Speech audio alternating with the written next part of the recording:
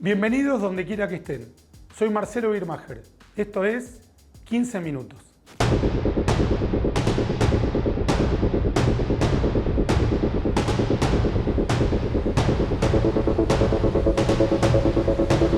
La dictadura cubana es la más longeva del mundo hispanoparlante, por lejos la más antigua de nuestra región, en un continente donde apenas se quedan 3 dictaduras.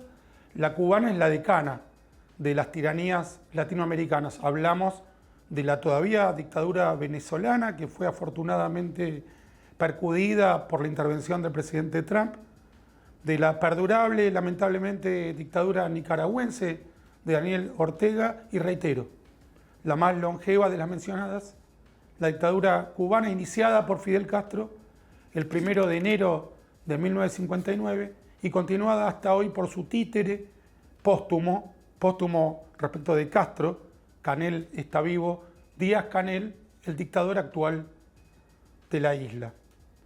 La respuesta a la durabilidad de esta suerte de monarquía caribeña no la tiene ningún especialista en ciencias sociales, ningún cientista social, pero recorramos algunos de los mitos que rodean y que contribuyen a su durabilidad. El mito del bloqueo a Cuba. No hay un bloqueo, no hay una flota norteamericana que impida llegar o salir bienes o mercancías, materias primas o manufacturadas hacia o desde la isla.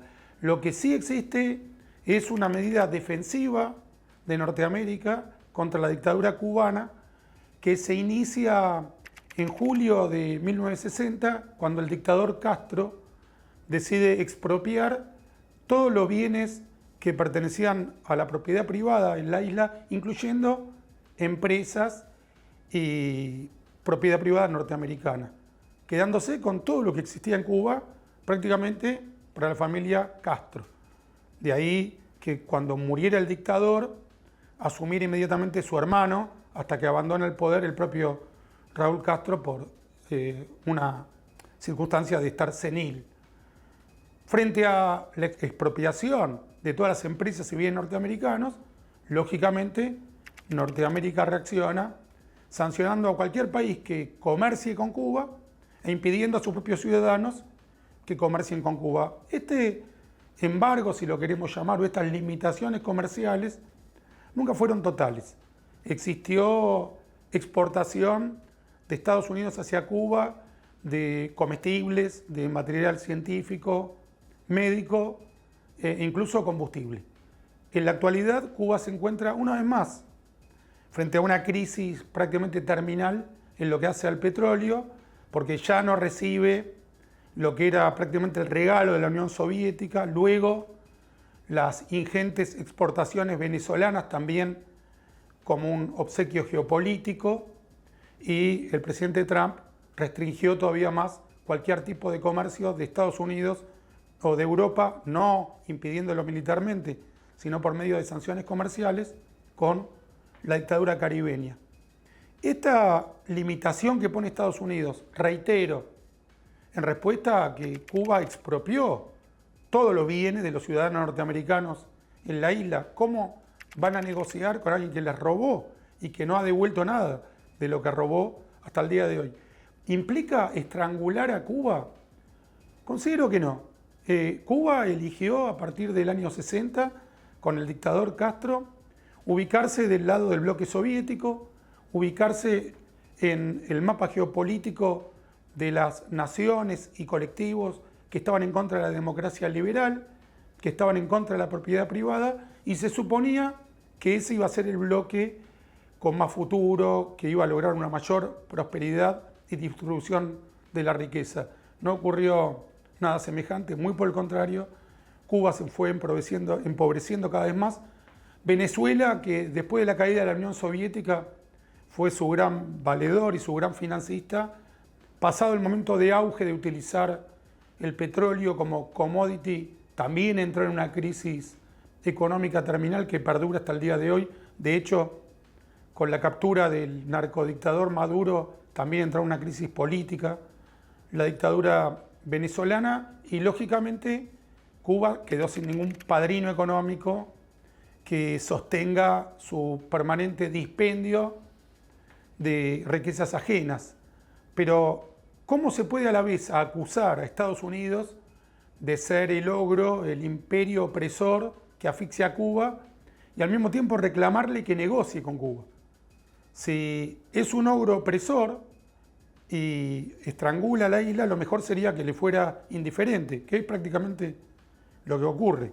Estados Unidos no obliga a Cuba a negociar con tal o cual, solamente sanciona a los países que son cómplices de Cuba en haber robado la riqueza de los ciudadanos norteamericanos en la isla. Cuando digo ciudadanos norteamericanos, incluyo también a los grandes empresarios que tenían sus bienes en La Habana. ¿Cuál sería la modalidad para que Cuba se reintegre al mundo comercial y pueda frenar la sangría de recursos y restablecer la posibilidad de recibir combustible, comestible, material médico? La liberalización de la vida política en la isla. ¿Qué le impuso, por ejemplo, Trump a la dictadura venezolana hasta el día de hoy? Se habló de que iba a industrializar por medio de empresas norteamericanas la extracción de petróleo y la comercialización de petróleo en Venezuela, pero nada de eso todavía ocurrió. Ocurrió un solo factor determinante. Pararon las torturas, liberaron una ingente cantidad de presos políticos, cerraron el Helicoide, que era el mayor centro de opresión y tortura venezolano, y se aspira a que dentro de muy poco liberen a la totalidad de los presos políticos de Venezuela, incluyendo nuestro compatriota Nahuel Gallo, el gendarme que fue capturado y desaparecido por la narcodictadura de Maduro y todavía yace afortunadamente vivo en las mazmorras de Caracas. La exigencia real que se hizo carne en la dictadura venezolana fue liberar a los presos políticos. ¿Qué ocurriría si Cuba, como un gesto de buena voluntad, liberara a todos los presos que tienen? ¿Qué ocurriría si, por ejemplo, iniciara un proceso de devolución de la riqueza que le incautó a los ciudadanos norteamericanos? ¿Qué ocurriría, por ejemplo, si brindara ahora, como un gesto de buena voluntad, unilateral, elecciones libres dentro del territorio de la dictadura cubana? Seguramente también de la contraparte, en este caso Norteamérica, se iniciaría un proceso de liberalización en cuanto a una mejora en el intercambio de mercancías con la todavía dictadura cubana. ¿Qué sostiene a Cuba? Es la pregunta que nos hicimos cuando iniciamos esta emisión. ¿Qué sostuvo a Raúl Castro, el hermano monárquico de Fidel, cuando fallece el tirano y toma automáticamente el poder? Algo que no ocurrió en ningún país latinoamericano prácticamente desde nuestra independencia hasta la actualidad, que a un tirano lo suceda a su propio hermano de modo automático. No recuerdo ejemplos al respecto. Y luego de Castro, pese a que hubo algunos títeres intermedios, la llegada del inútil Díaz-Canel, que está hundiendo a la isla en una miseria todavía peor a la que ya lo había hundido Castro a partir del periodo especial en 1997, que fue simplemente la consecuencia de la caída de la Unión Soviética, que era su único tanque de oxígeno. ¿Por qué esta perdurabilidad? A grandes rasgos yo creo que es por la condescendencia y la complicidad del progresismo del occidente liberal. No hay canciones en contra de la dictadura cubana, no hay obras de teatro, no hay novelas relevantes escritas en el occidente liberal contra la dictadura cubana, no hay grupos de presión contra la dictadura cubana, no hay un reclamo de los gobernantes de Europa y Latinoamérica, un reclamo firme como hubo contra la dictadura de Pinochet, por ejemplo, o contra la dictadura de Videla, de que el tirano Díaz-Canel libere a su pueblo. Esa condescendencia, complicidad, casi podemos usar esa frase de perogrullo, es otra cultura, y el estar obsesionados con atacar a Trump en vez de liberar Cuba es parte de lo que, independientemente de Trump, mantiene vigente a la tiranía desde el año 60 hasta nuestros días. En Venezuela vimos una prueba contundente e indiscutible.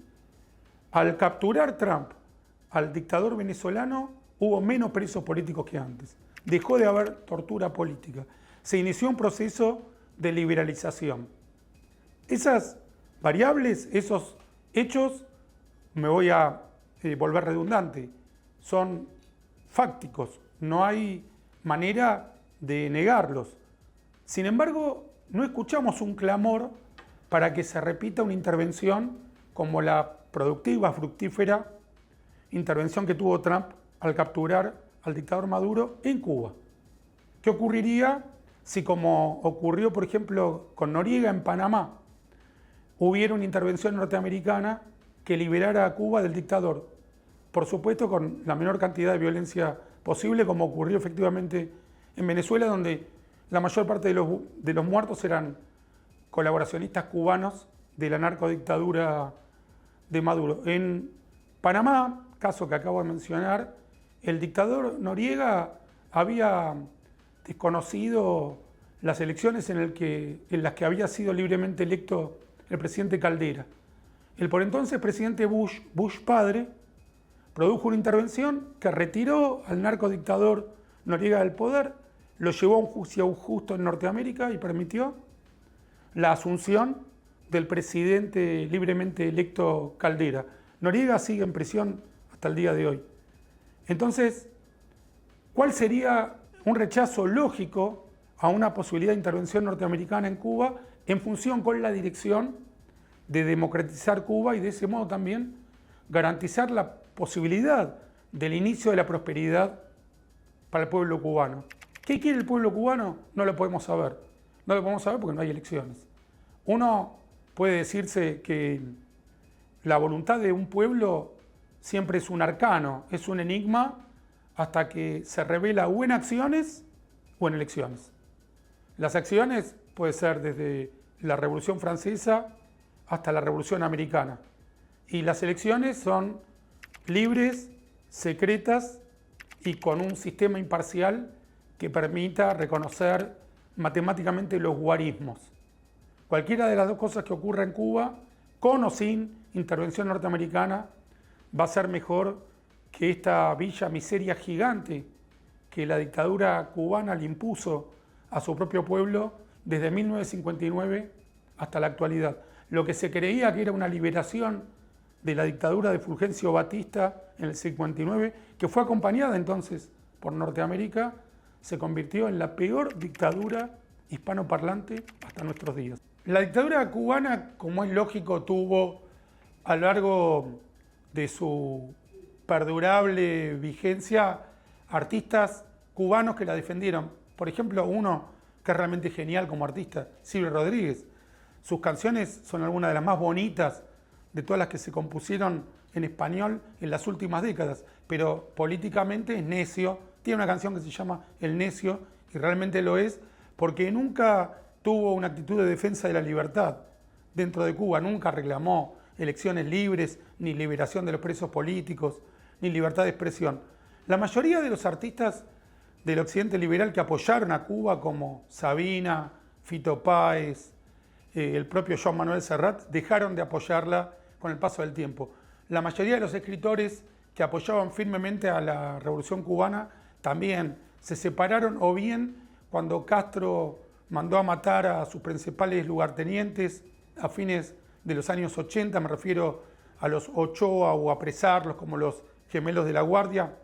Los escritores incluso se apartaron del dictador Castro diciendo que no estaban de acuerdo con la pena de muerte o que ya había llegado demasiado lejos. Y entre los artistas de la isla, de los relevantes, solo le queda Silvio Rodríguez. Pablo Milanés también renegó de la dictadura cubana poco antes de su muerte. Pero sigue habiendo en lo que sería el ecosistema académico, intelectual y artístico hispanoparlante y europeo la ya mencionada condescendencia, complicidad, como una tolerancia con la dictadura cubana que no se tuvo con ninguna otra dictadura. Podemos decir sin temor a equivocarnos que dictaduras como la de Pinochet en parte cayeron por la presión de la academia, la intelectualidad y la colonia artística, que acá no existe. Esto fue 15 minutos. Soy Marcelo Birmacher. Hasta la próxima emisión.